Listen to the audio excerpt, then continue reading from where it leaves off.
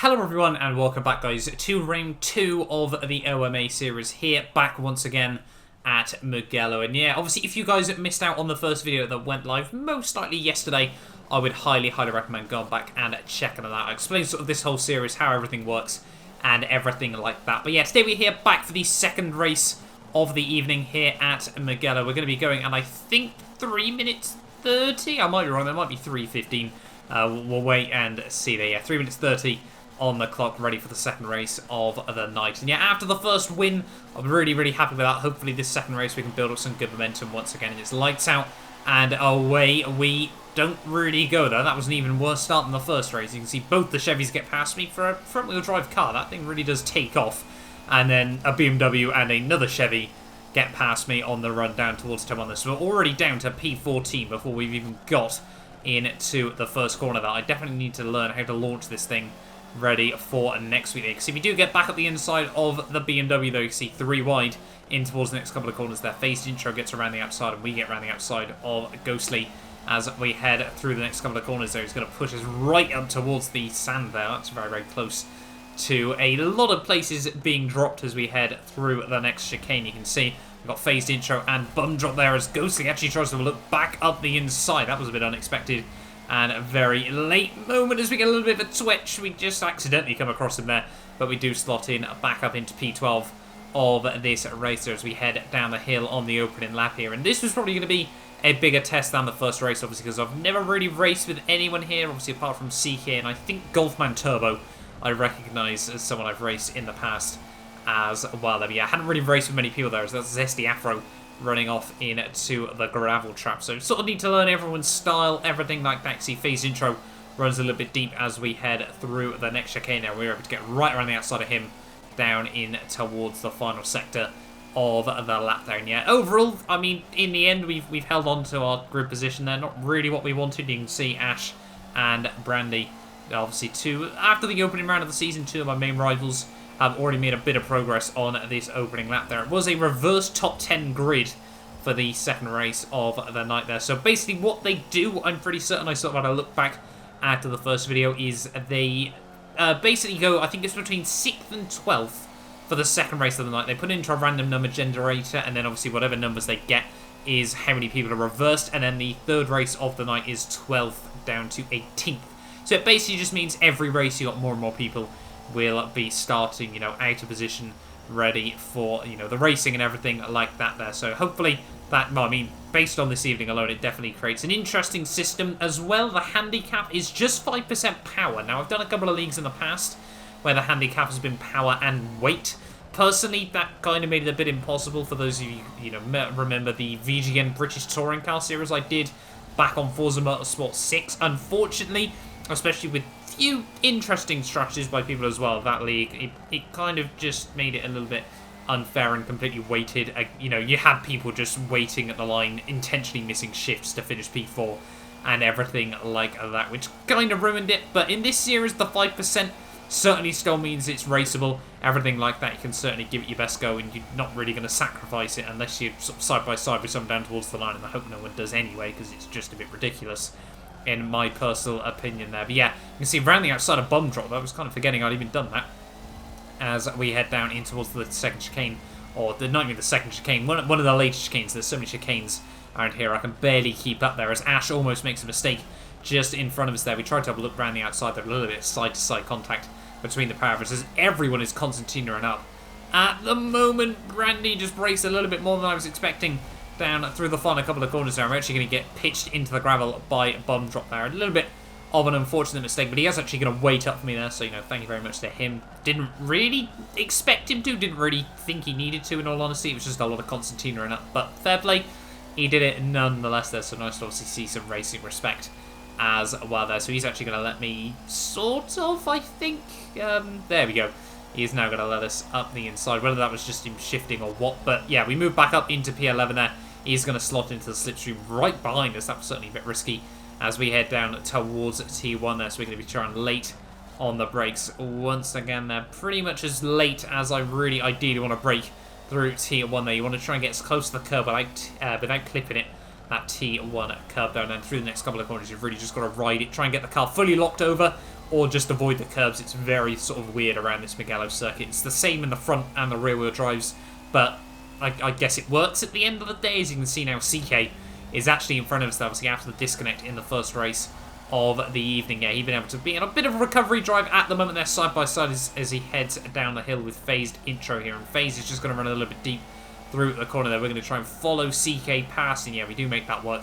And now back up into where we started once again here. So really, yeah, not making the progress we needed at the moment there. You can see now onto lap 6, it was Ash now just in front of us there with Brandy as well. So all of the ballast cars, all where we started at the moment. There was definitely a lot of momentum to potentially move up the order there, but it was actually SC10 Raptors who was trying to defend for dear life there. CK gets out slightly into the gravel there in the BMW, who, yeah, certainly was trying to hold on to the positions for as long as he possibly could in this race there as we head up the hill once again now all over the back of Ash. He's going to think about having a look up the inside of Brandy. Everyone just moving around in towards the braking zones here. We're just trying to sit back and watch as the carnage kicks off at the moment there. And now we really need to try and start thinking about making a move here. We're going to have a look around the outside of Ash there. CK tries to make it 3 wide. There's certainly not going to be much of a place there. Brandy just slows down a little bit earlier than I was expecting. I was hoping he was going to try and follow the wider line through.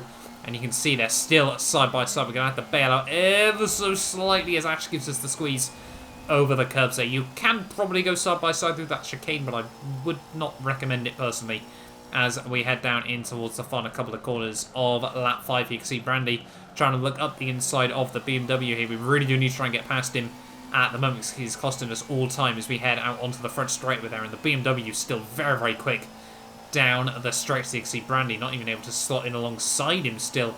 That BMW just a missile as we head down towards T1 there. But Ash now probably looking in his mirrors just a little bit. We are making gains. No, we're not anymore. I said about how the Audi was definitely best at the top end there, but the Chevy seems it's just got the gearing to match it at the moment there. We're going to try and look right around the outside of Ash through T1 there. We've got the inside for T2. We're just going to be able to slot it in front of him, but he's going to try and go for the switchback through the next couple of corners there. We're just going to get caught together there. A little bit of a squeeze as we try to get him to bail out there, but he does keep the momentum up the inside there with that slightly superior acceleration. They're going to be side by side as we head down in towards the next chicane there, and surely we just need to try and slot back in one by one at the moment here. He's still trying to look around the outside there. We're on the inside for the next corner once again there, and Brandy just a little bit slower than I was hoping there, but we do still luckily manage to slot in. Oh, Ash tries to have a look around the outside.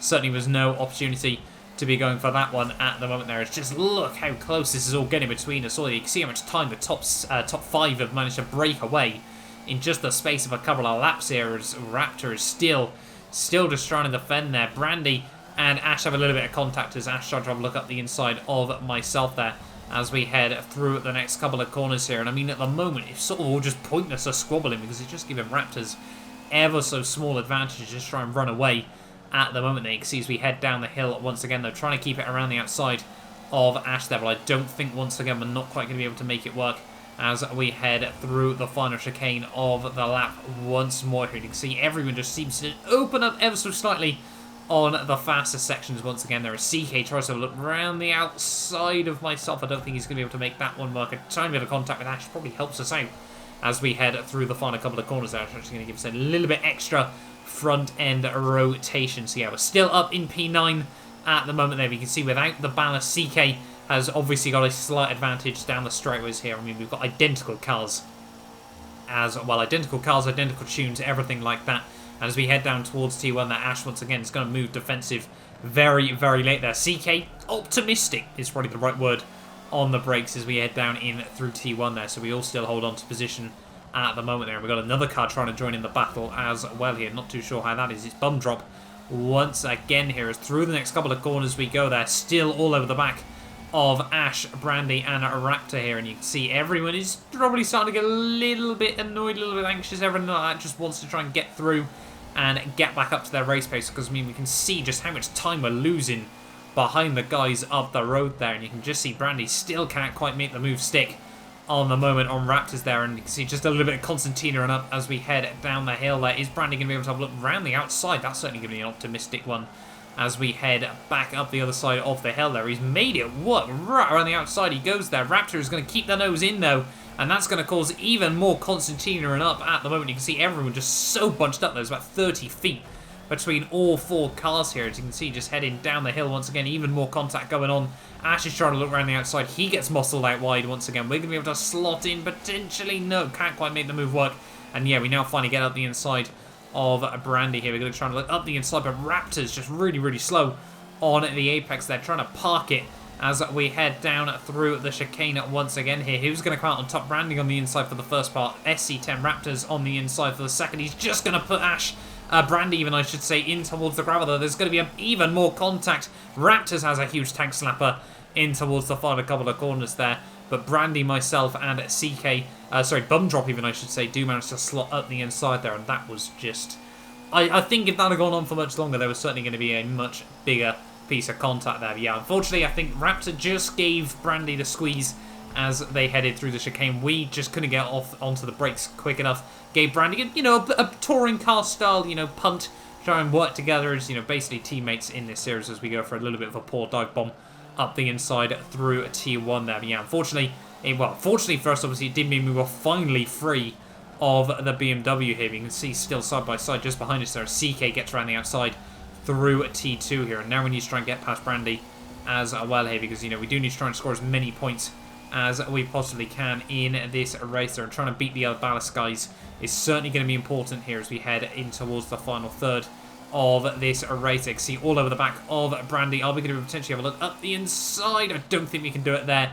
Certainly optimistic at the very least to try and make a move work through there. And we actually get a big slide through the second part there. Luckily, we hold on to our position at the moment there. As CK and Bomb Drop still going side by side just behind us here. But yeah, it was certainly a little bit unfortunate. Obviously, you've got to make the moves work at the end of the day. But yeah, we just lost so much time towards the top 5 here that unfortunately, yeah, being able to fight for anything more than 6th was going to be very, very optimistic there. And talking of fighting for 6th, unfortunately, we wouldn't be able to get past Brandy, but someone else would actually have issues, I think, in disconnect with just a couple of laps to go here. So we would then end up inheriting P6 in this race anyway there. But Brandy did manage to get back up to pace. But you can see we're actually close up a lot on VTX as well. They're one of the other cars just up the road there. So you do come through the final couple of corners though. It is Black Falcon who takes home the second race win of the night there. GG's to him as we head over the start-finish line there. And it is going to be P6 at the end of the second race of the night there. 1 minute 57.1 PB. That is second fastest,